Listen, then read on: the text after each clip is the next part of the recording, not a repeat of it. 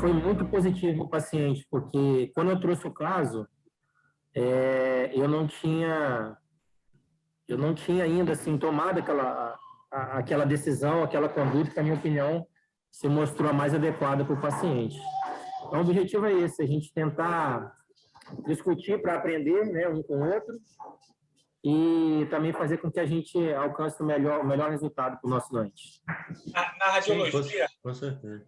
Na radiologia, a gente tem um negócio chamado Nicole Board. A gente faz a cabeça, tá tudo certinho lá. Quando você decidiu, aí você só fala assim, Nicole, eu acho que é isso. Aí fala, não é bem assim, não. Aí a gente muda, faz o que ele falou e tá tudo certo. É o Nicole Board. Isso aí, como na oncologia não tem um Nicole Board, então a gente tem que... Quando eu cheguei aqui, foram 3 situações. Uma vez eu cheguei, li o negócio do livro, estava uma imagem igualzinha. Ele falou comigo assim, Bruno, não é bem isso, não. Aí eu fui na minha ideia e deixei a dele de lado. Tomei na tarraqueta. Na segunda situação, eu mostrei para ele e falei, não, Bruno, não é bem assim, não. Aí o que eu fiz? Eu botei a minha e botei menos provavelmente a dele. Era a dele. Na terceira vez, eu já pensei, esperando uma coisa, deixa eu tirar a minha aqui. Juro por Deus, é verdade, não é brincadeira, não. Na verdade, assim, eu acho que a maior importância vão ser para casos onde a dúvida na indicação quando existe uma dúvida maior na indicação de tratamento. Isso no caso do tumor board, né? Eu acho que aí é que vale bem a discussão multidisciplinar. Porque os casos onde a gente não tem dúvida de como vai ser a condução, qual vai ser a indicação, esses aí geralmente não precisa discutir, né? Enfim, isso é igual nos casos de trauma. Então, assim, você tem um serviço de trauma e você tem lá os índices, os scores de trauma, e os pacientes chegam com os índices de trauma mostrando uma probabilidade grande de morte, porque é um politraumatizado grave, e esse paciente morre, esse caso não precisa ser discutido. Mas um paciente que é um politraumatizado, que tem índices de trauma, às vezes, mostrando que ele vai ter uma alta probabilidade de sobrevida e ele morre durante a internação, sim, esses casos precisam ser discutidos. É lógico que é um pouco diferente, né? E é uma análise retrospectiva no caso do trauma. Mas no caso do câncer, eu acho que é muito importante essa discussão antes, logo depois do estadiamento clínico do doente, né? E depois da realização de todos os exames ali, de imagem, principalmente, e depois do diagnóstico, às vezes, já histopatológico também confirmando, né? Mas vamos dar início, então? Vamos aí que está na hora. 7h30, vou tirar meu microfone aqui. Vamos lá. Boa noite a todos. Vamos dar início à reunião de hoje. Eu vou fazer aqueles avisozinhos de sempre, que é para praxe, né? A lista de presença ela vai ser disponibilizada no chat. É importante que a gente assine a lista de presença, porque a lista de presença ela faz parte do programa de valorização do cooperado e também da remuneração variável, né? Durante a apresentação, eu gostaria de pedir para todos para deixar os microfones desativados e também para as meninas desativarem os microfones de quem for chegando na reunião, a fim de que isso não contamine o áudio dos palestrantes, né? As perguntas elas devem ser deixadas para o fim. De preferência, abra a câmera, abra o microfone no fim da reunião, a gente começa um bate-papo, faz uma discussão. Mas, para quem não se sentir à vontade, pode também botar a pergunta pelo chat. As lives são gravadas, são editadas, e daqui a algumas semanas elas são disponibilizadas no canal da Unimed Sul Capixaba no YouTube, na plataforma Sedusc, e a gente também envia o link das aulas através da Casa do Cooperado, né? Por favor, mandem sugestões para as próximas reuniões. A gente vai ter um curso de alterações cardiológicas no pronto-socorro que vai ser feito em julho, provavelmente, com umas 5 ou 6 aulas. Estamos montando e vai ficar bem legal, né? Os cooperados que quiserem participar, que quiserem dar aula, se sentirem à vontade, serão muito bem-vindos. A gente precisa de gente para ajudar a gente aqui. Entre em contato comigo ou com a Alessandra através da casa do cooperado, né? Nossos próximos eventos serão dia 17 de maio, na segunda-feira, sem ser a segunda-feira que vem, a próxima, também às 19h30, com o tema Reações Transfusionais. A palestrante vai ser a Graziele Grilo, né? O moderador vai ser o André Sena. Na quarta-feira, dia 2 de junho, nós teremos um tema cetoacidose diabética infantil. Quem vai falar vai ser uma endócrino pediatra de Vitória, amiga minha de turma, Cristina Cruz Regner. Excelente, ela sempre foi excelente, eu tenho certeza que essa palestra vai ser também excelente. No dia 7 de junho, nós teríamos a atualização na abordagem do AVC isquêmico agudo. O professor vai ser o professor doutor Otávio Marques Pontes Neto, que é um neurologista, professor livre-docente da USP de Ribeirão, chefe do Serviço de Neurologia Vascular e Emergências Neurológicas de lá. E o moderador vai ser o nosso neurologista aqui, o Dr. Valdemar, nosso diretor clínico. E hoje nós vamos conhecer nesse tumor board aqui, que é o câncer de pulmão de não pequenas células, e os responsáveis pela reunião vão ser o Rafael Lusório e o Paulo Casotti. A palavra é de vocês. Bruno, obrigado aí pela oportunidade mais uma vez. Obrigado, Casotti, por ter compartilhado esse caso, a condução desse caso junto comigo aí. A gente vai abrir a discussão.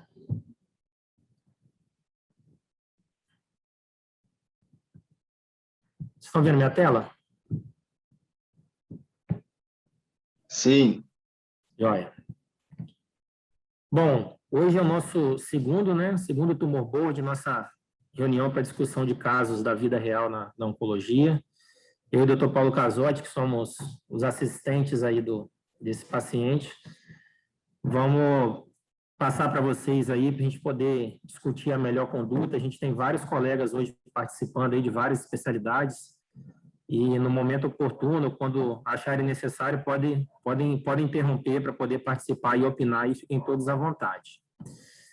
Esse é o nosso segundo tumor board, né? Nós vamos falar sobre um caso de um adenocarcinoma de pulmão, mas antes eu vou passar para vocês aqui no nosso primeiro tumor board. Acho que muitos dos que estão aqui hoje participaram do primeiro também, e gostaria de saber o que aconteceu com aquele paciente, né? Um paciente de um CHC multicêntrico, um paciente jovem, portador de vírus de hepatite B e sem cirrose.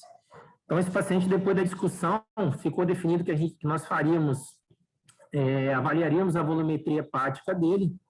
Ele tinha 29% de fígado residual, que correspondia ao lobo esquerdo, 71% era o lobo direito, que estava totalmente tomado pelo tumor, e aí a gente chegou à conclusão de que ele toleraria uma hepatectomia direita com baixo risco de fazer insuficiência hepática. Então, ele foi para a quimioembolização inicialmente, para poder tentar reduzir um pouco o volume tumoral, e posteriormente foi para a hepatectomia direita, está tendo uma boa evolução, ele recebeu alta na semana passada, e agora ele está sendo avaliado no protocolo de pesquisa clínica lá no Santa Rita, que está avaliando imunoterapia adjuvante com pembrolizumab versus placebo, um estudo internacional, e aparentemente ele preenche os critérios porque ele é um paciente de alto risco. Vou mostrar aqui só para vocês uma foto da peça, da macroscopia do tumor, para vocês terem noção de realmente quão grande era aquela lesão que a gente via nos exames de imagem. Então, o paciente está bem, está em casa, aguardando definição agora sobre a possibilidade de entrar no protocolo de pesquisa. Hoje, para a gente ser bem didático e a gente tentar não confundir a cabeça de quem está participando, né? A gente hoje tem muitos alunos, residentes aí participando, nós vamos tentar dividir a discussão em 3 partes. Na primeira parte, a gente vai falar um pouco do diagnóstico e do estadiamento, tá? do câncer de pulmão. A segunda parte, a segunda e terceira parte vai ser sobre o tratamento, inicialmente sobre o tratamento inicial, a primeira conduta, e depois sobre o tratamento no segundo momento. Então, se trata de um paciente do sexo masculino, de 68 anos, que começou com uma dor inespecífica na região do hemitórax direito, há mais ou menos 5 meses atrás. Ele realizou um raio-x de tórax, e o raio-x de tórax mostrou uma massa no lobo superior direito, eu não tenho essa imagem aqui. Um paciente que, né, não tinha nem tosse nem hemoptise. A única queixa dele era uma dor torácica inespecífica. Ele era um ex-tabagista de 30 anos máximo, tinha parado de fumar há cerca de 20 anos, e tem uma história de que o pai também faleceu de câncer de pulmão, o pai também era tabagista. Eu vou passar para o Nicole a palavra para ele poder mostrar a primeira tomografia desse paciente.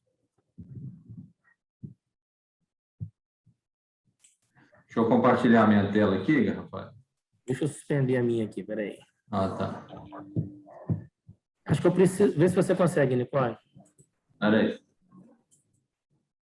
Eita. Aí que eu estou apanhando um pouquinho aqui. E aí, a hora que você dê...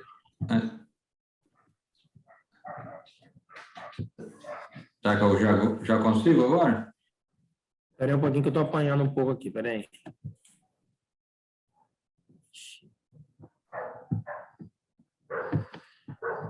Doutor, em cima parece descompartilhar, em vermelhinho. No New Share, aqui. Saiu ou não? Ah, tá aqui, peraí. Saiu. Isso. Pode ir, Nicole.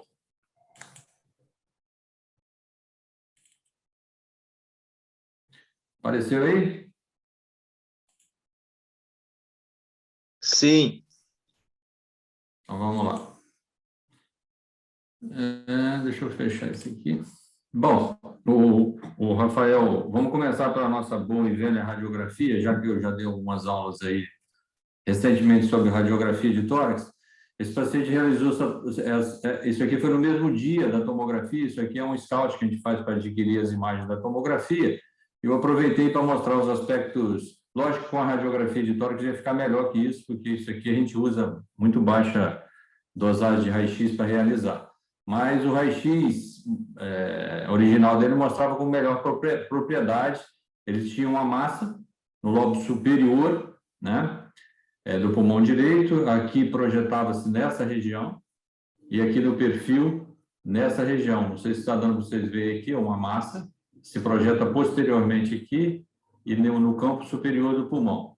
Só recordando uma coisa que eu falei na aula, é meio difícil de dizer só por essa radiografia em PA, e mesmo com o perfil junto, se essa massa está no lobo superior ou no lobo inferior do pulmão. Tá? Vocês vão ver que, inclusive, ela está nos dois. Então, pela radiografia, às vezes, é difícil a gente definir se essa massa está no lobo superior ou no lobo inferior. Eu não sei se vocês lembram, eu mostrei esse slide aqui para vocês na aula de tórax, que quando você vê uma imagem projetada nessa região no PA, ela pode tanto estar no lobo inferior, porque o lobo inferior vai até lá em cima, quanto no lobo superior, porque o lobo superior também se projeta aqui. Então, aqui, ó, nessa região especificamente, é uma somação de lobo superior e lobo inferior do pulmão. Então, é meio difícil de você dizer só por aquela radiografia se aquela massa estava no lobo superior ou no lobo inferior. Tá? No nosso caso ali, a gente vai ver na tomografia que ela estava no lobo superior e invadia o lobo inferior. Tá? A projeção da massa desse paciente, nosso, que estamos discutindo o caso hoje, ela está exatamente nessa região aqui. Tá? Então, não dá para a gente, às vezes, definir pelo raio-x de tórax em PA, e, às vezes, mesmo o perfil, repetindo, né, se está no lobo superior ou no lobo inferior. Mas aí a tomografia que nós fizemos, nós visualizamos uma massa no lobo superior do pulmão, mas essa massa era uma massa de contorno lobulado, ela tinha um realce meio um pouco heterogêneo, meio de contraste, tá? Era uma massa periférica, né? Bem periférica, ela não está na região central do pulmão, ela está na região periférica do pulmão. Se vocês observarem aqui, tem uma linhazinha aqui, ó, isso aqui é a grande cissura. Então, esse tumor, na verdade, ele está no lobo superior e já está invadindo o segmento apical do lobo inferior do pulmão direito. Isso é importante falar, porque eu acho que vai ser importante o Paulo Casotti depois falar sobre os aspectos cirúrgicos. Isso muda a abordagem cirúrgica desse paciente. Porque se ele é um tumor restrito ao lobo superior, a abordagem é de um jeito. Como esse paciente, ele tinha um tumor de lobo superior invadindo o lobo inferior, Então, a abordagem cirúrgica muda um pouco. Muda um pouco, não, muda muito, né? O Paulo vai falar isso depois. Então, é importante a gente ressaltar isso. Junto com isso, ele tinha uma adenomegalia hilar, né? Maior que 1,5 centímetro, no menor eixo. A gente sempre mede a adenomegalia no menor eixo, tá? Não pode ser no maior eixo dela, sempre no menor eixo, tá? Então, a adenomegalia a gente caracteriza quando o linfonodo está maior que 1 centímetro, na maioria das vezes. Tem outras cadeias aí que mudam um pouquinho, mas especificamente aqui, esse linfonodo já tinha um linfonodo na região hilar. Ele tinha também alguns outros linfonodos, mas não preenchia critério para dizer que estava comprometido pela tomografia, porque o menor eixo dele era menor que 1 centímetro, menor até que 0,8 centímetro. Então, aqui é para mostrar exatamente aquele aspecto que eu falei para vocês. Aqui é o bronco do segmento posterior do lobo superior do pulmão direito, chegando na massa aqui, ó. E essa invasão que ele faz aqui da cissura. Aqui você vê a cissura do outro lado normal, a grande cissura, e aqui você vê a cissura aqui e o tumor invadindo o segmento apical do lobo inferior. Então, na radiografia lá, como eu disse para vocês, está difícil de dizer a topografia, até porque ele ocupa os dois lobos. Só ressaltando que o Rafael vai falar que deu 4,7 que eu vi ali, mas eu fiz uma medida aqui, eu nem olhei o laudo. Vamos considerar aqui que foi 4,5 centímetros, então o maior eixo dessa lesão é 4,5 centímetros. A gente não pode chamar isso de nódulo, como eu falei nas aulas de tórax recentemente. Tem que chamar isso de massa, porque essa opacidade era maior que 3 centímetros. Então, na nossa descrição, a gente tem que usar o termo massa e não nódulo. Aqui é uma reconstrução sagital, mostrando então aqui, ó, a cissura aqui, ó, cissura oblíqua, o tumor, ó, do lobo superior invadindo o lobo, ultrapassando a cissura e invadindo o segmento apical do lobo inferior, tá? Aqui é outra tomada desse tumor, vê que o tumor é um tumor de contorno espiculado, tá? Então esse aspecto de invasão da cissura e insinuação para o lobo inferior é importante nas nossas próximas discussões aí. Além disso, ele tinha, isso que todas essas imagens foi feito dia 23/11, né? Ele tinha uma opacidade de vidro fosco aqui no lobo médio, tinha outra opacidadezinha aqui no lobo inferior, que poderia já ser difícil de afirmar, né? Mas poderia ser uma disseminação para o próprio tumor, para o próprio pulmão desse tumor, né? E, além disso, ele tinha umas irregularidades pleurais aqui, que também a gente tem que ficar com o pé atrás, embora isso seja muito frequente, a gente vê em pacientes sem assintomáticos, sem patologia. Mas, um paciente oncológico, a gente tem que valorizar um pouquinho essas irregularidades pleurais aqui, que pode, inclusive, ser disseminação pleural do tumor. Nesse mesmo dia, ele realizou, no dia 23/11, ele realizou um estadiamento, fez uma ressonância de crânio, que deu normal, fez ressonância de coluna cervical, torácica e lombar, e na ressonância de coluna torácica, a nível de T3, ele tinha uma imagem suspeita, aqui apontado pela seta, de comprometimento secundário. Esse aqui já é o controle dele. Depois a gente vai falar, depois do tratamento dele aí, o Rafael vai me chamar de novo para a gente discutir os aspectos após o início do tratamento desse paciente. Então, era isso. Alguém quer perguntar alguma coisa aí para eu voltar nas imagens, alguma coisa?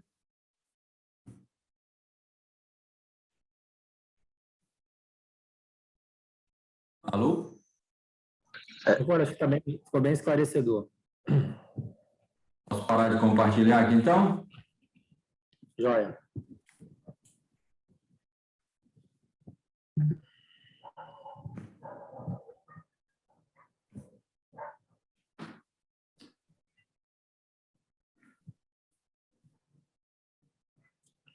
Então, voltando aqui, como o Nicole falou, né, havia essa massa no lobo superior direito, né, em torno de 4,5 centímetros, e a adenomegalia hilar de 1,3 centímetros. Como ele também comentou, as ressonâncias de coluna cervical e lombar sem evidência de doença, crânio sem evidência de doença, porém, a da coluna torácica mostrava essa lesão no corpo vertebral de T3, que era sugestiva de implante secundário. E aí esse paciente foi fazer um PET-CT para complementar o estadiamento. tá? E o PET-CT mostrou basicamente o que a tomografia e a ressonância tinham mostrado. Aquela massa no lobo superior direito com SUV bastante elevado, de 13,4, né, uma hipercaptação. Aquele linfonodo mediastinal com SUV menor, de 2,4, mas também com captação. E a lesão nodular no corpo de D3 com SUV de 2,1. Então, o PET aqui, resumindo, ele foi compatível com os exames de estadiamento que a gente tinha feito anteriormente. E aí, discutir, né, o Casotti estava discutindo esse caso aí e optamos inicialmente por partir para uma biópsia guiada por TC. Nicole, quer comentar, ou Casotti, quer comentar alguma coisa da biópsia?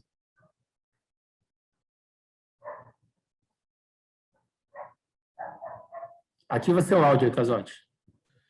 Eu acho que eu posso comentar mais para frente, sem problema. Tá, joia.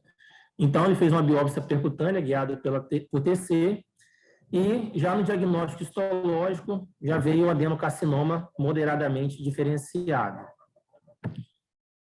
E aí, esse material ele foi enviado para a imunistoquímica na sequência e depois a Maria Clara vai comentar um pouquinho também sobre a questão dessa análise patológica para a gente.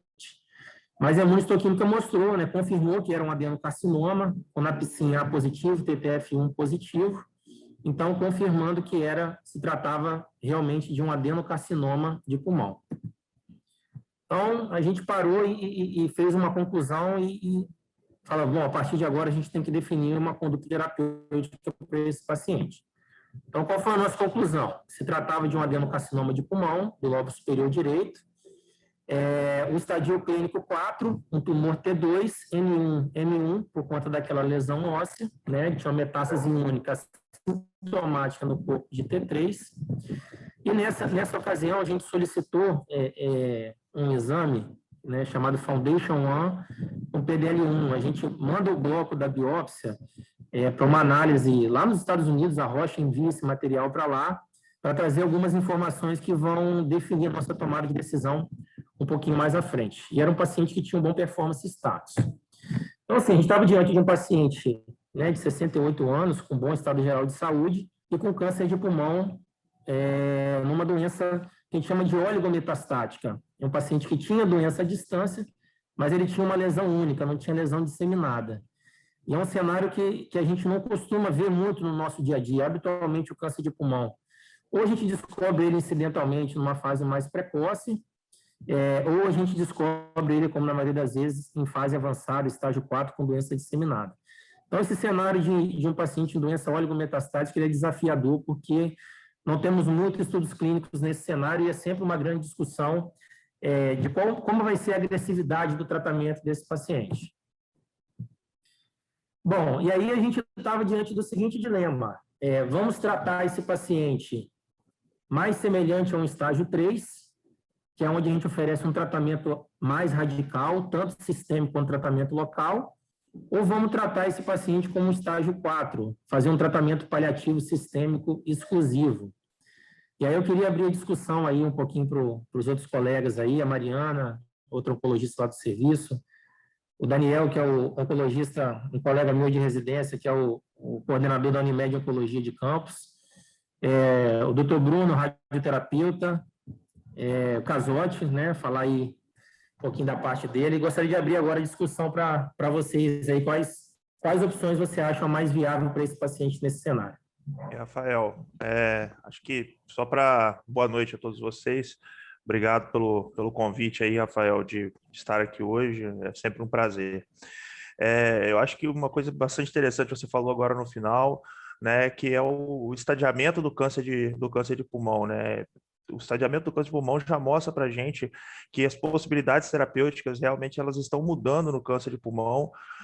Hoje a gente já tem o paciente M1A, B, C, levando em consideração, inclusive, o número de metástases, né? E esse conceito do paciente oligometastático, que não é um conceito ainda, vamos dizer assim, universalizado, né? Não tem um conceito único, existem algumas diferenças. Algumas escolas tratam essas metástases como um paciente oligometastático, até 3 metástases, né? A escola europeia fala em até 5 metástases de 3 sites diferentes.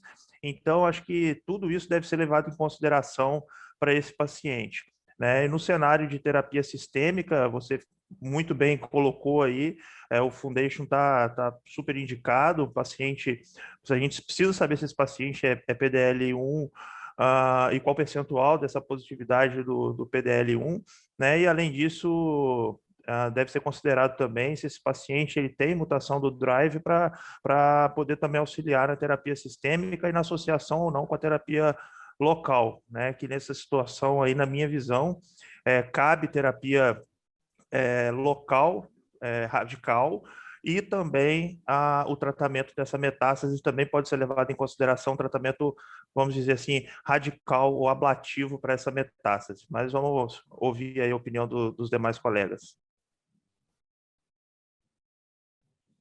Joia, gente, o Bruno ele é radio-oncologista e colocou muito bem aí, resumiu muito bem o cenário do paciente e as possibilidades. Fala um pouquinho, Paulo, você sobre a questão da discussão da cirurgia nesse momento. A gente faz cirurgia como primeira opção?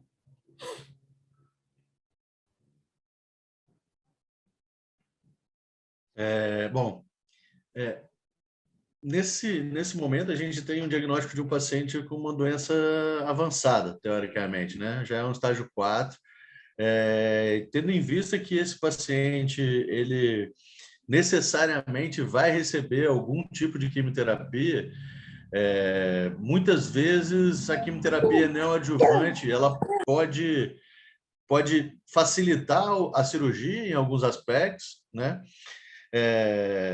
Mas, ao mesmo tempo, ela pode subestadiar o paciente em outros aspectos, né? No pós-operatório, no estadiamento pós-cirúrgico, por exemplo. Mas, independente da gente pensar que ela pode subestadiar, né? E já tendo um diagnóstico de uma metástase, provável metástase à distância, que foi evidenciada tanto na ressonância quanto no PET, eu acho que, principalmente em relação à facilidade, às vezes, de lidar no intraoperatório com uma lesão de um volume menor, ajuda muito, né? Tendo em vista que a cirurgia ela não necessariamente vai ter um caráter curativo para esse paciente, né? Tendo em vista que ele tem já uma doença em estágio 4. Então, assim, as chances de um tratamento curativo, mesmo que ele seja radical, né, é bem menor, né? Mas é uma opção que a gente precisa levar em consideração, né?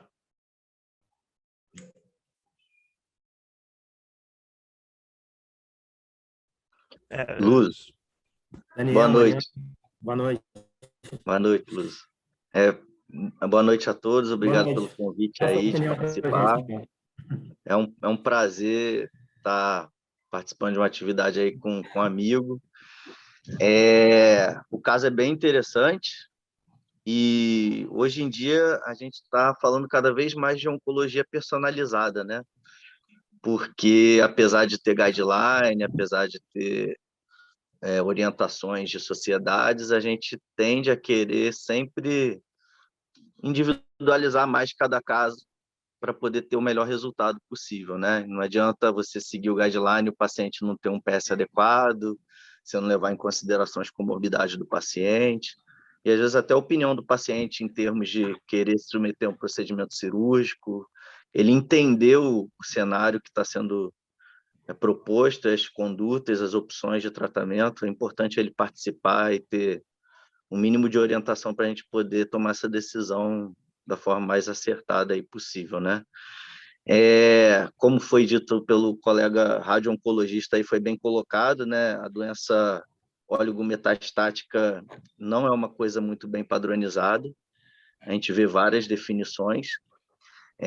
No caso desse paciente aí seria um M1B, né? Porque tem uma lesão extrapulmonar aí única na coluna, que apesar de assintomática, é uma lesão que eu considero a ser tratada se for proposto uma terapia com uma intenção mais radical. Eu acho que esse paciente seria um paciente candidato a esse tipo de tratamento, pelo que foi descrito, pelo PS, pela idade, pela forma como a doença se apresentou. Um fator aí que pesa contra, talvez, em termos de prognóstico, é que a metástase é sincrônica. Se fosse metacrônica, talvez com um tempo mais prolongado aí do diagnóstico, de distância de intervalo do diagnóstico, talvez o paciente tivesse um prognóstico mais favorável, porque a biologia do tumor talvez se mostrasse de forma mais clara, menos agressiva. O tempo em pacientes metastáticos ajuda a gente a ter uma noção bem clara do comportamento biológico da doença. A gente fala câncer de pulmão, adenocarcinoma, PDL1 negativo, mas a gente sabe que a gente está falando de uma doença bem heterogênea, né? O Foundation ajuda a gente a ter uma noção um pouco mais clara do perfil dessa doença, mas mesmo assim a gente se surpreende, às vezes, com pacientes com perfis bem semelhantes. E a neoadjuvância, como o colega falou, é uma opção interessante para a gente poder testar em vivo o comportamento tumoral.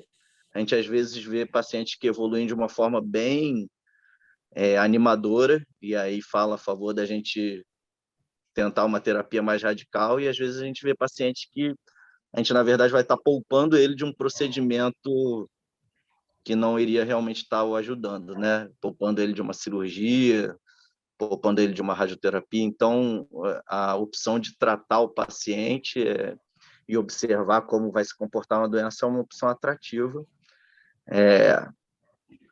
E eu pensaria em tratar as duas lesões, não necessariamente ao mesmo tempo e não necessariamente com as mesmas técnicas radicais, talvez operar o pulmão, talvez irradiar a coluna. Eu acho que seria algo aberto à discussão.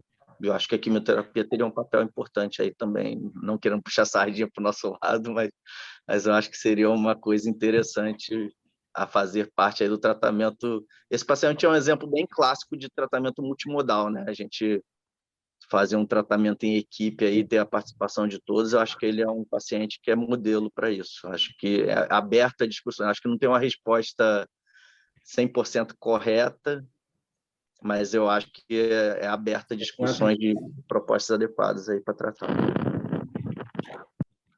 Obrigado, Daniel, pela sua participação. Acho que o raciocínio é isso aí mesmo. Não há uma verdade definitiva para esse paciente, né? Tanto que eu e o Paulo discutimos várias vezes o que a gente ia fazer, e acho que no final das contas a gente tomou a decisão correta. Mariana, mais algum oncologista aí queira comentar, gente, pode ficar à vontade, tá? Se quiser comentar agora, um pouquinho mais à frente. Sim, Rafael, estão me ouvindo? Sim. Consegue me ouvir? Sim. Sim. Então, eu vou acrescentar do que já foi falado, né? Muito bem explicado tanto pelo Bruno quanto pelo Daniel. Né? Nós estamos num cenário de estágio 4, mais um cenário de oligometástase. Nesse caso, é sempre interessante você controlar o tumor primário e a doença metastática, né? Quer com cirurgia, quer com terapia ablativa, radioterapia, né? Então, seria muito interessante se esse paciente pudesse ser submetido a tratamento cirúrgico, ablativo e tratamento sistêmico. Como o Foundation One é um exame que acrescenta muito em relação à mutação de EGFR, ALK, ROS, PDL1, enquanto isso, uma opção poderia ser tentada também a quimioterapia sistêmica para ele, né? Porque ele preenche também critério para isso. Né? Então, talvez eu iniciaria com quimioterapia, avaliar enquanto não ficasse pronto, né, o Foundation One, considerando depois um tratamento com cirurgia da doença, né, primária e algum outro tratamento na coluna, quer cirúrgico ou radioterapia. Seria mais ou menos aí até muito bem. Para poder ver se daria. Vou dar sequência, então, para mostrar. Né? Joia. Vou dar sequência para mostrar o que a gente fez na ocasião, então. Então, o raciocínio era justamente esse. Está diante de um paciente com câncer de pulmão. É uma doença primária que tem um volume importante, tem uma metástase única à distância. O que nós vamos fazer com esse doente? Então, a nossa tomada de decisão inicial foi começar o tratamento com quimioterapia, posteriormente avaliar a cirurgia, e depois da cirurgia a gente avaliaria, volta com quimio, se tiver alguma mutação driver, a gente faz tratamento direcionado, se tiver PDL1, a gente faz imunoterapia. Então, essa foi a nossa conduta inicial. A conduta inicial, então, foi começar com quimioterapia, né? Tentar reduzir aquele tumor primário, ver o comportamento da doença óssea, e depois de alguns ciclos, a gente reestadiar e ver como a doença se comportou com o tratamento. Então, o tratamento inicial para esse paciente foi quimioterapia com carboplatina e pemetrexed. A gente começou o tratamento dele em 17 de dezembro e fizemos o 4º ciclo em 17 de fevereiro. Nicole, está aí ainda? Nicole? Sim, Rafael. Tá, vou tirar aqui para você poder botar agora a TC dele pós-tratamento. Beleza.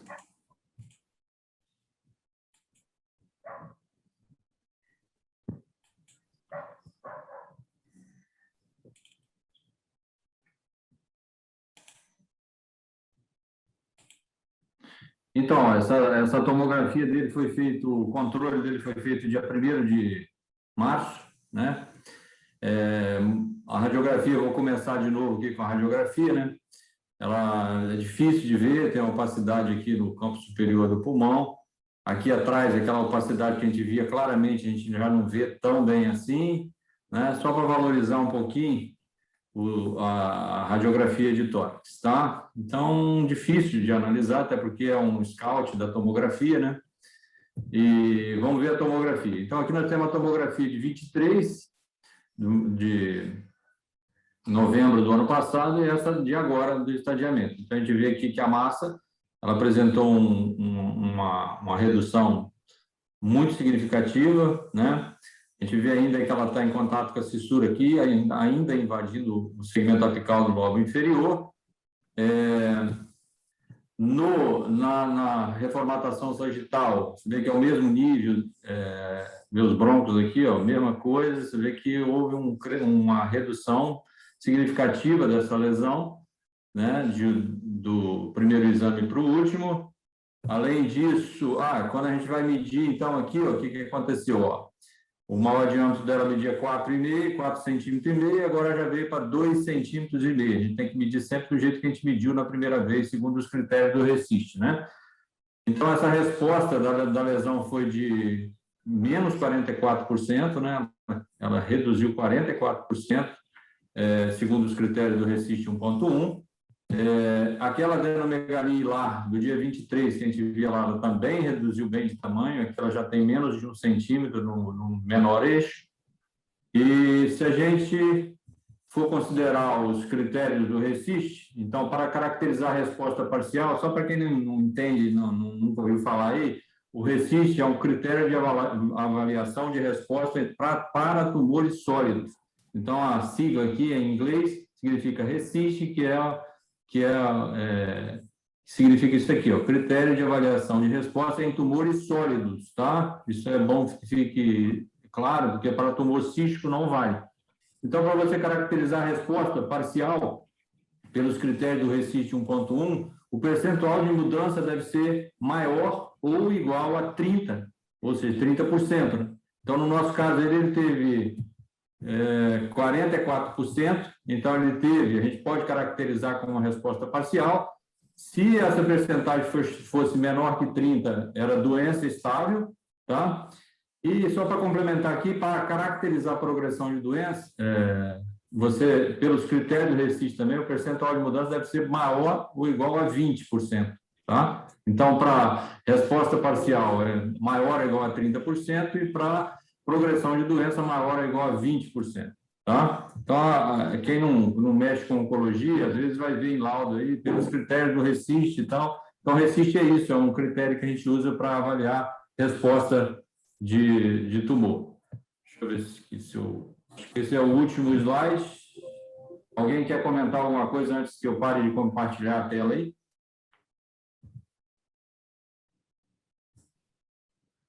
Só para voltar e vocês verem de novo. Olha como que é a resposta. Ô, Nicole, queria que você voltasse naquele corte coronal. Isso, esse aí. Só chamar a atenção que nesse corte coronal a gente consegue visualizar melhor a fissura dessa vez, e dá a impressão que talvez não possa não ter uma invasão, entendeu? Isso aí depois eu vou considerar na hora que eu falar dos achados intraoperatórios, tá? Porque inicialmente a gente tinha uma lesão que aparentemente teria uma invasão do segmento 6, né, o segmento apical do lobo inferior, e depois, quando essa lesão teve uma redução volumétrica importante, a gente, nesse corte coronal especificamente, a gente consegue ver que parece que a fissura não está talvez comprometida, tá? Isso aí depois eu vou comentar. Eu só queria ressaltar aqui que tomograficamente, às vezes, é impossível de dizer, sim. Né, Paulinho? É por isso mesmo que depois eu vou falar. Pode dar sequência, Casotti, que a próxima parte era falar da cirurgia mesmo. Então, pessoal, Então, aconteceu isso aí. Fizemos 4 ciclos de químio. Pode deixar essa imagem aí enquanto eu falo, sem problema nenhum.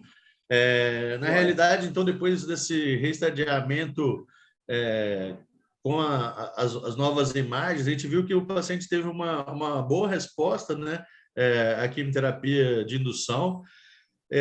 Então, a gente ficou um pouco mais favorável, vamos dizer assim, a estar indicando um procedimento cirúrgico, né? A gente costuma ver na prática clínica cirúrgica, né, que a gente tende a ser um pouco, a indicar mais as cirurgias nos pacientes que têm resposta, uma certa resposta, né, com a quimioterapia de neoadjuvante, mas eu não sei exatamente por que talvez seja essa a nossa ideia, né? Tendo em vista que muitas vezes pode ser que nos pacientes que não respondam talvez se beneficiem também, mas isso é uma coisa que é habitual. No achado intraoperatório, né? Então esse paciente a gente tinha feito já um estudo funcional pulmonar desde o início, porque a gente achou que ele pudesse ser um futuro candidato, né?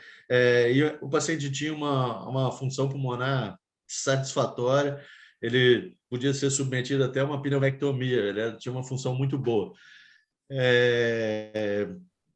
Então, esse paciente foi para a cirurgia, tá? A gente fez uma lobectomia superior direita, né? E na pleuroscopia, o que a gente viu é que ele tinha uma fissura completa, tá? E não existia invasão desse segmento 6. A gente conseguia, muitas vezes, o tumor ele pode se pronunciar em direção à fissura, né? E deixar dúvidas se existe mesmo invasão desse segmento inferior ou não. Então, assim, ele respeitava bem ali a fissura, você via a lesão.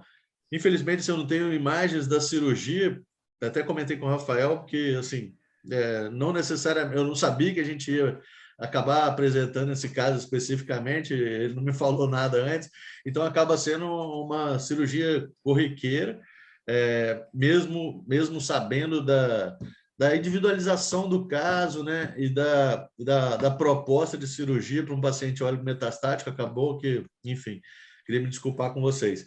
Mas a gente viu uma fissura completa e a gente via nitidamente a lesão ali no segmento posterior do lobo superior, tá?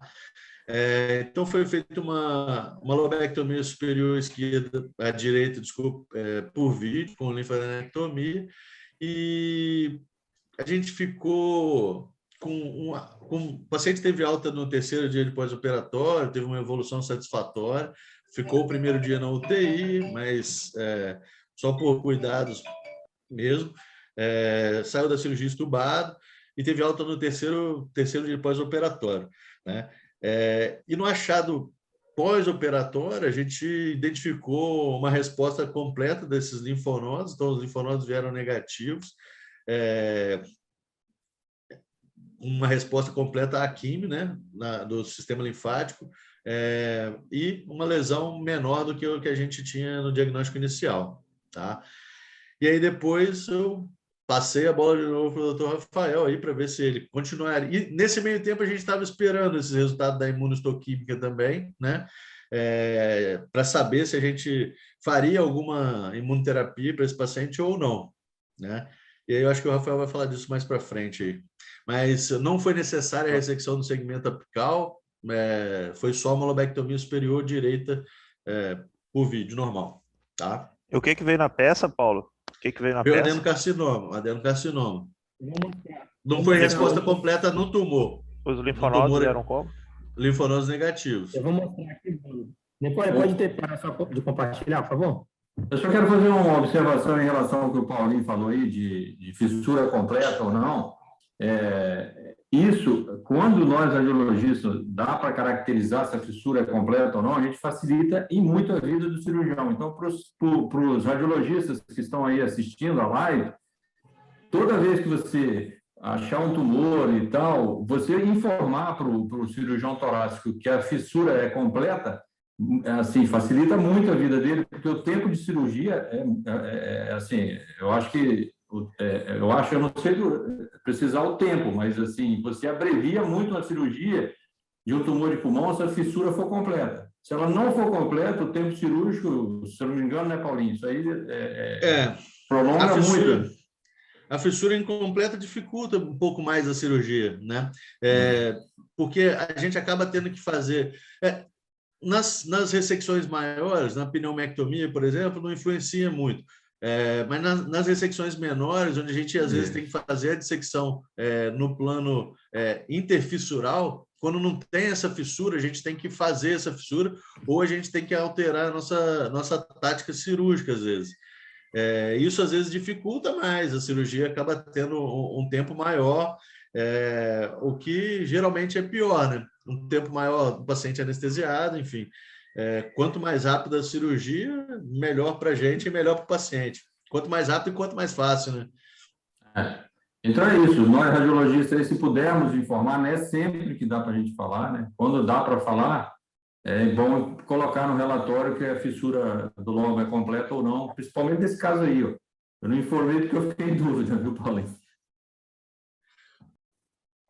Sim, por isso que eu falei para deixar essa imagem que depois da quimioterapia dá para ter uma dúvida maior ainda, né? Se existe essa invasão ou não. Exatamente. No primeiro, até eu jurava que tinha invasão, entendeu? Aí depois, na segunda tomografia, eu falei, opa, parece que pode ser que não tenha invasão, não. E na pleuroscopia foi bem claro. Você via o tumor, né, abaulando ali a pleura visceral, mas sem invasão. Você viu que a nossa quimioterapia não é água com açúcar, né? Tá, joia. Maria Clara, patologista, acho que ela está aí. Maria Clara, você pode comentar um pouquinho para a gente aí dos achados patológicos no pós-cirúrgico?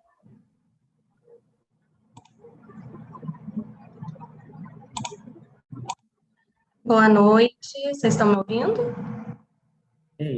Sim. Eu não estou conseguindo ativar a câmera.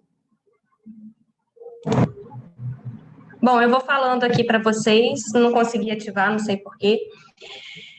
Nessa imagem aqui, nós temos uma foto da peça, já foi da lobectomia essa daqui. A biópsia, a gente conseguiu, depois a gente foi fotografar, a gente viu que já não estava muito boa, só tinha um fragmento muito pequeno, a gente não achou válido fotografar, porque a gente não ia conseguir mostrar nada. Mas aqui a gente vê um adenocarcinoma. Por aqui a gente já tem as alterações, né, impressas pela quimioterapia, então a gente conclui isso aqui como se ele fosse um acinar, mas já tem um grau de fibrose, de necrose grande, então a gente conclui como um acinar, mas assim, a gente sabe também que isso vai ditar prognóstico só e não vai mudar muito no tratamento. Então, a gente concluiu como um carcinoma acinar, já com grande alteração de necrose e fibrose. Para calcular o tamanho desse tumor, depois do tratamento neoadjuvante, o que a gente faz?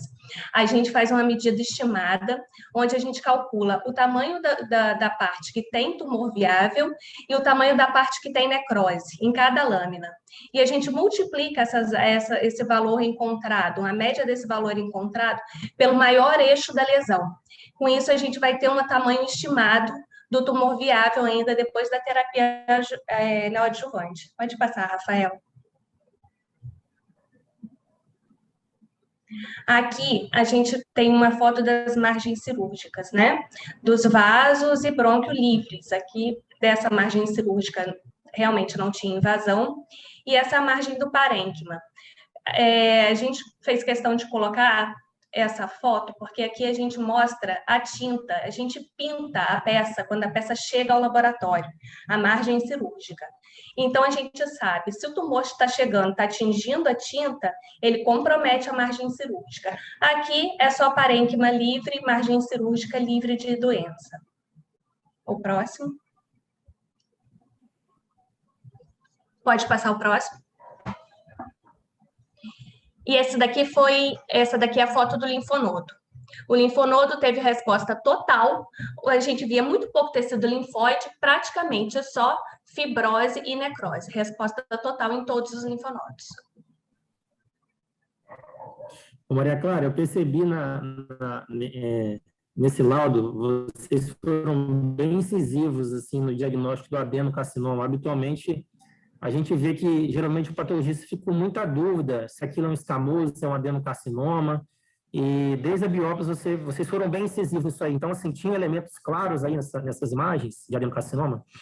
O que a gente faz, Rafael? Hoje em dia, visando o tratamento e visando também preservar o tecido, já que a gente tem que fazer grandes painéis para identificar a mutação em pequenos fragmentos, a gente está habilitado a dar pela morfologia, a fazer o diagnóstico pela morfologia.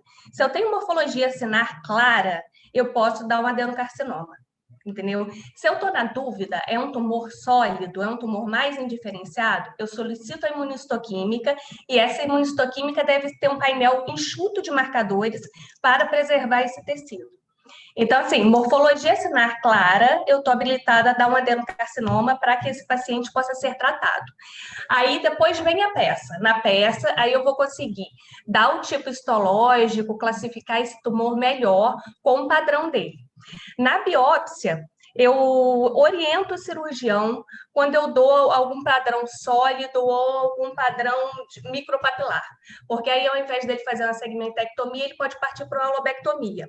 Então, nesses casos, eu posso botar uma nota, se eu não quiser fechar o tipo histológico, já que eu sei que isso pode ser alterado na peça cirúrgica, mas eu posso falar para ele que eu tenho um tipo de pior prognóstico, que se dissemina mais pelos espaços aéreos, então que ele pode ter que aumentar essa cirurgia dele. Ótimo. Muito bom, Maria Clara. Eu coloquei, então, um resumo do laudo aí, né? Veio como um YPT1C N0, mostrando que realmente houve uma resposta significativa na lesão primária e houve resposta completa no linfonodo. Então, mostrando que esse paciente ele é sensível a esse esquema de quimioterapia. E aí esse paciente voltou para mim, né? Como o Paulo comentou, agora já feito quimioterapia, 4 ciclos, operado, e agora? O que nós vamos fazer com esse paciente?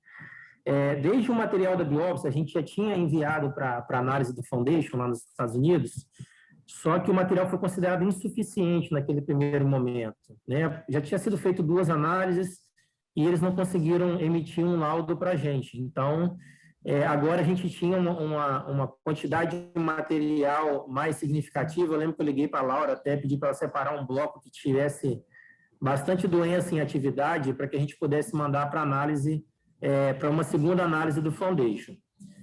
Então, o paciente retornou, né, agora após cirurgia, com essa resposta desse exame do Foundation, que foi, na verdade, determinante para a gente poder definir qual que era a melhor proposta de tratamento. E aí o resultado veio isso daí, veio PDL1 negativo, né, score 0. O PDL1 ele é um marcador de resposta à imunoterapia, então quanto maior for esse score, maior é a chance do paciente ser um bom respondedor à imunoterapia.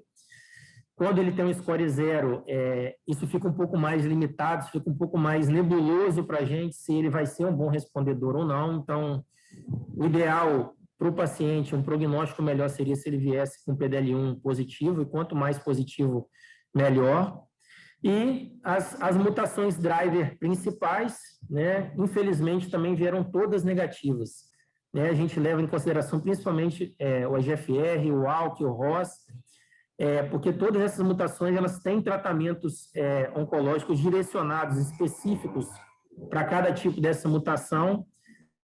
E, infelizmente, ele também veio sem mutação nesses genes driver, né? Isso limitou, né, limita a partir de agora um pouco a nossa tomada de decisão. A gente poderia ter mais 2 ou 3 ou 4 opções terapêuticas de acordo com esse resultado do Foundation, porém, ficamos restritos a menos possibilidades a partir desse resultado. E aí agora eu vou abrir de novo uma discussão aí para o Daniel, para a Mariana, mais algum oncologista que estiver participando.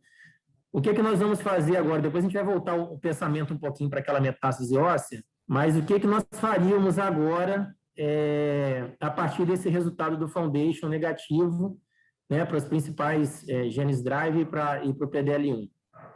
Daniel, Mariana? Rafael, uma observação antes de falar sobre o tratamento, essa questão de biópsia, do ponto de vista prático, eu observo isso aqui em Campos também.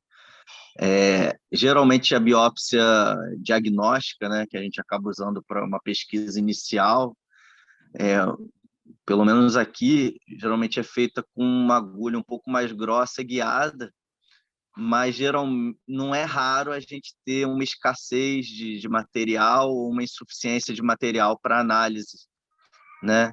Eu queria saber, do ponto de vista assim, do cirurgião, que geralmente é quem faz, ou do radiointervencionista, se tem alguma restrição em relação ao número de agulhamentos, se seria possível uma maior coleta para a gente garantir uma quantidade de material mais adequada para evitar perda de tempo, né? Que a gente sabe que a gente tem a questão de mandar para laboratórios externos, né? Aqui em Campos, pelo menos, não tem imuno, então a gente tem que mandar para um laboratório externo, geralmente em Niterói ou no Rio. Isso leva tempo, tem risco de extravio de material, perda de qualidade de material. Isso quando não vai para o exterior também, né? Como foi no caso aí do Foundation, e acaba gerando uma demora, né, para tomada de decisão e tratamento, enfim, às vezes o transtorno de ter que fazer uma nova biópsia, dependendo do caso, né, quando não faz uma abordagem cirúrgica maior. Então, eu queria saber se, do ponto de vista de quem faz a biópsia, qual é o limitante aí de conseguir uma amostragem maior, se isso é difícil, se é mais complicado. Bom, Daniel, geralmente sou eu que faço essas biópsias. Eu já estou aqui há algum tempo, assim, já tem uns 10 anos que eu estou aí na cidade, e, em princípio, a gente não tinha nenhuma radiologia intervencionista que fizesse essas biópsias antes, tá? Ultimamente, agora nos últimos meses chegaram alguns radiologistas intervencionistas, a gente está tentando viabilizar e ajustar ainda as coisas para que eles façam essas biópsias, porque isso, teoricamente, não é muito de interesse do cirurgião, às vezes, né? Mas o que a gente tenta se preocupar em fazer a gente costuma usar, na grande maioria das vezes, a não ser que não tenha disponível no hospital, né? A gente costuma optar pela agulha de 14 French, que é a mais grossa, né? E a gente tenta tirar pelo menos aí uns 3 fragmentos, tá? Nos pacientes que têm, agora, saindo desse caso, indo para os pacientes, às vezes, com lesões maiores, estágio 4 ou estágio 3, enfim, que às vezes não são candidatos à cirurgia, e que tem lesões mais próximas à parede, onde você tem que transfixar uma área de parênquima normal, geralmente a gente acaba tendo mais mais coragem para fazer a biópsia, e tem menos complicações também com isso. E às vezes a gente acaba retirando, às vezes, mais que 3 fragmentos nesses casos. Tá? É muito difícil a gente conseguir a agulha coaxial, que é aquela que você, às vezes, aqui que você coloca o mandril e depois você vai só reintroduzindo a agulha de biópsia. Na Unimed a gente consegue, mas no SUS é bem complicado, a gente, em princípio, não tem. Inicialmente, a gente não tinha, às vezes, nem a agulha descartável, né? Assim, há muito tempo atrás. Nos últimos anos, a gente tem tido com frequência, mesmo no SUS, mas geralmente a gente tenta tirar pelo menos 3 bons fragmentos, né? O que seriam bons fragmentos? A gente avalia na hora da biópsia, e geralmente quando a gente vê que sai aquela, como se fosse uma minhoquinha, assim, um bicho de goiaba, né?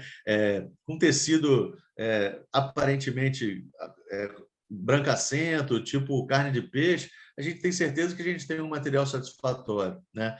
Mas a gente vê também, em alguns casos, onde existem lesões grandes, né?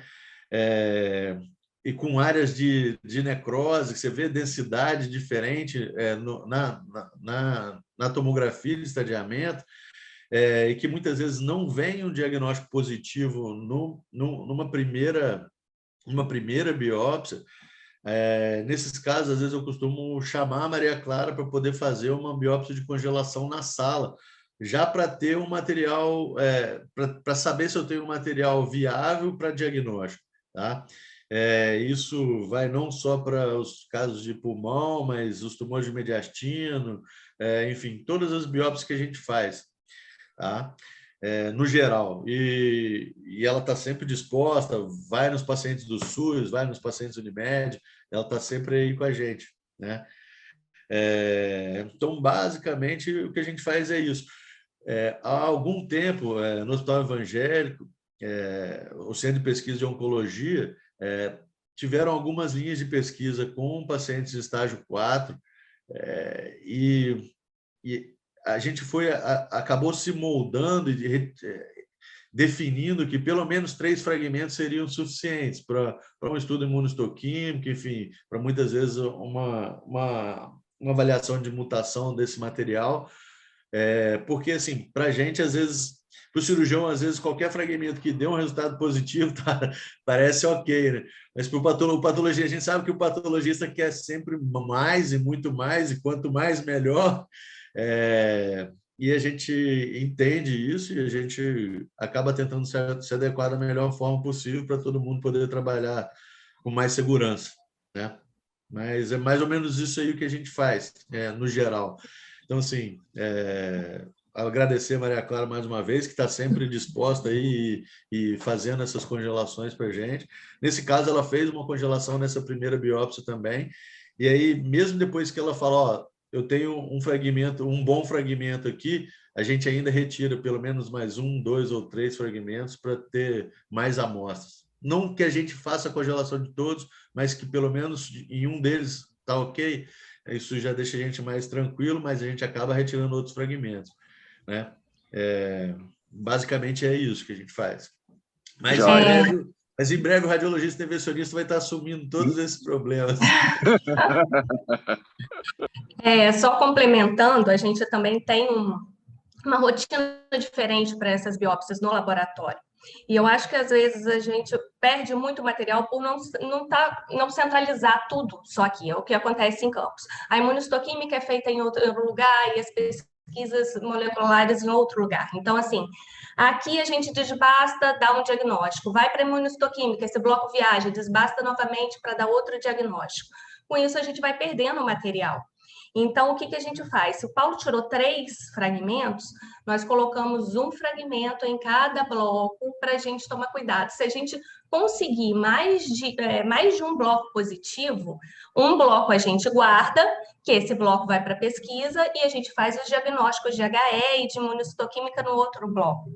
O que acontece, às vezes, é isso mesmo, a gente olha um fragmento só, tem material para diagnóstico, então a gente para ali e acaba que os outros dois não tem material, e só vem aquele material positivo. Mas os outros locais que já fazem essas pesquisas moleculares e que já têm a imunistoquímica integrada, eles pegam esse material, colocam um fragmento em cada cassete, como a gente já faz aqui, e já cortam, fazem lâminas seriadas. Uma lâmina vai para o HE, a outra 2 lâminas para a imunistoquímica e o resto fica para as pesquisas. Então, isso já é muito mais fácil,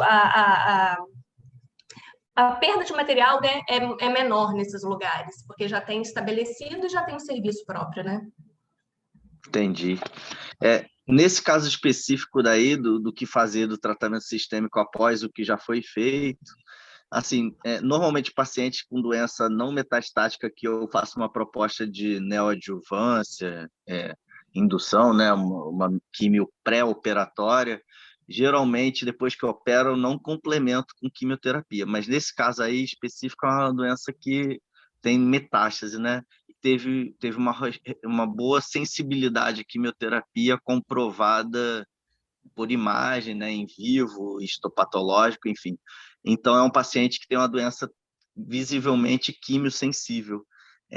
Eu poderia expor mais alguns ciclos e depois tentar fazer algum tipo de manutenção, ou eu ficaria tentado a querer fazer o tratamento radical por completo. Já ressecou a lesão primária, tentaria fazer uma abordagem radical para a coluna, apesar de assintomática, minha tendência seria querer ou propor uma avaliação cirúrgica ou radioterápica ablativa, com intenção radical mesmo sobre essa lesão da coluna. A químio eu avaliaria depois, porque às vezes até o paciente conseguiria ficar livre um intervalo de tempo. A gente sabe que esses pacientes, quando não são curados, a gente acaba tendo um tratamento por tempo indeterminado, né, baseado na tolerância do paciente e na resposta ao tratamento. Então, não é raro também querer dar algum período de intervalo, lógico que acompanhado, mas até pensando em qualidade de vida também, né?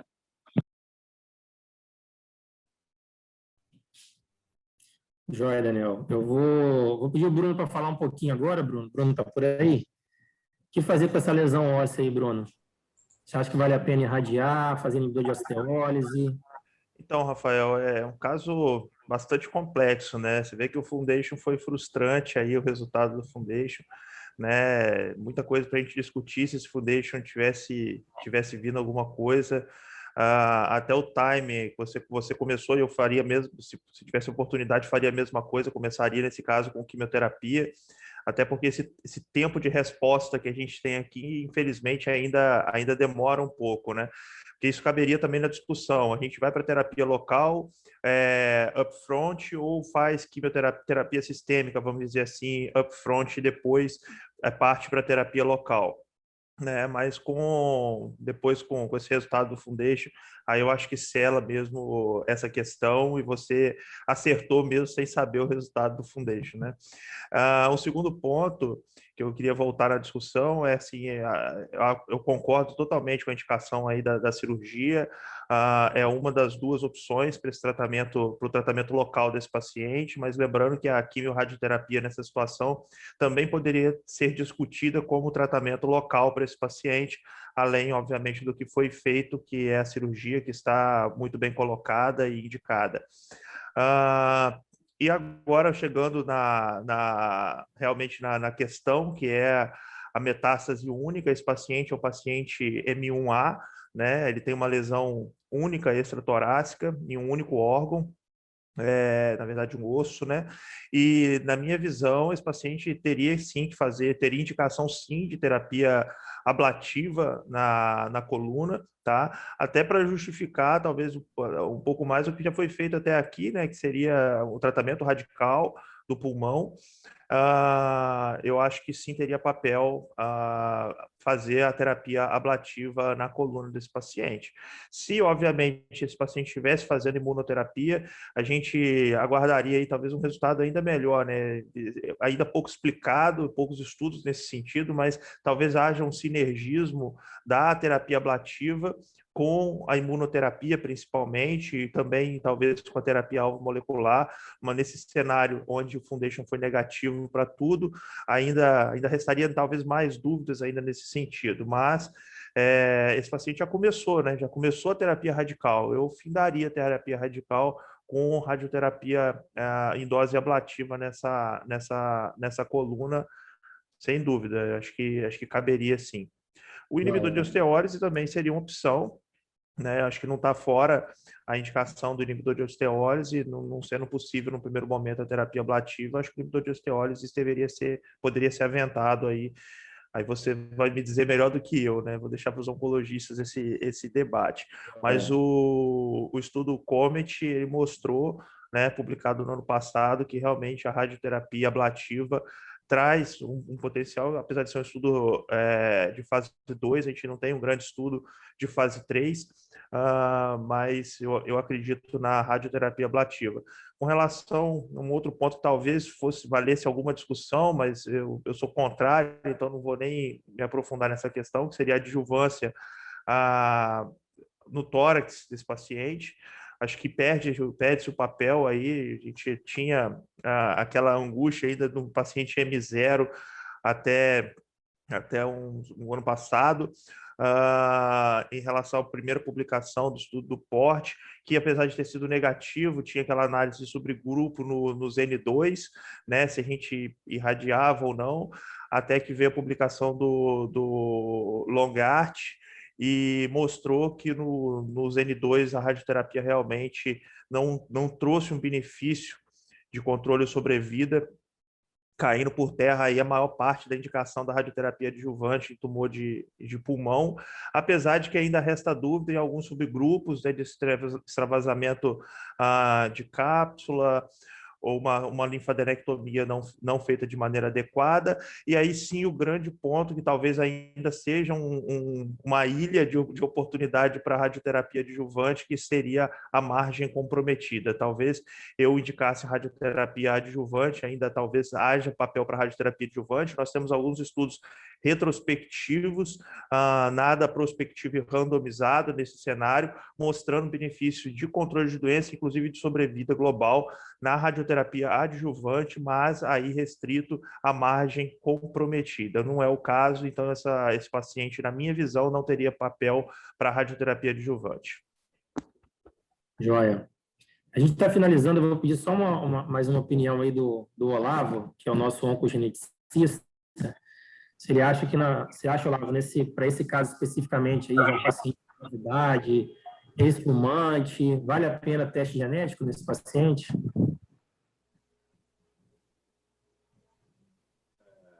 Boa noite a todos. Vocês estão me ouvindo aí? Sim. Então, o câncer de pulmão é um dos cânceres que mais tem uma associação com fatores externos, né?